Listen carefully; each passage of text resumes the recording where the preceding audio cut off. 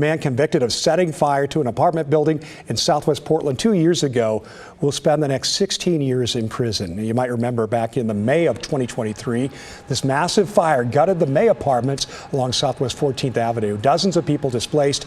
No one was seriously injured, but some of the residents' pets died. Devin Haskins joins us live from where the May apartments used to stand. And Devin, how are the victims in this case feeling about this sentence? Well, Tim, it's been almost 2 years since that fire started here, and it's still a painful memory for those that escaped the fire or those that worked here or owned the building. Today, during the sentencing, Garrett Repp denied responsibility, instead calling himself a victim, words that the owner of the building say were difficult to hear.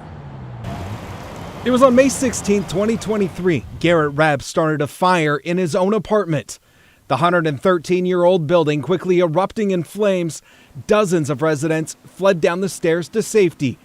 Portions of the brick building collapsing to the street below, hitting property manager Rachel Elkin's car. I mentioned about the damage to my car.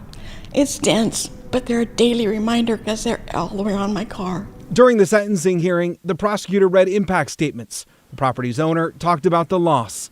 And resident Centiera Forbes spoke to the court about what she lost. In addition to taking everything that I owned and accumulated for myself since being on my own, he took away 2 of my emotional support animals, Basil and Desmond. Then Repp spoke, denying responsibility. As far as remorse, I have to say that what I believe the truth is I didn't start this fire.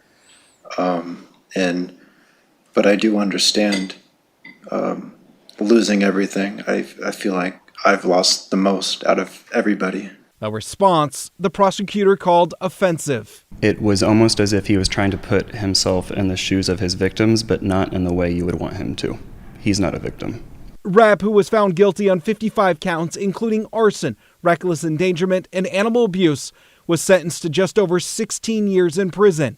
I find an appropriate sentence in this case is one that imposes a significant, lengthy prison sentence that is meant to punish Mr. Repp. Now, 22 months after the fire, the owners of the building say they drive by this site weekly and see the reminder of the fire that has cost them millions of dollars.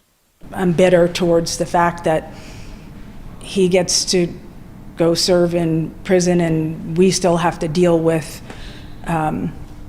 the amount of this casualty that has caused us. The owners say that it's too expensive to rebuild here on this lot, and they say even if they tried to sell it, they still wouldn't recoup the millions of dollars they say they've lost. Back to you. All right, Devin, thanks very much for the report.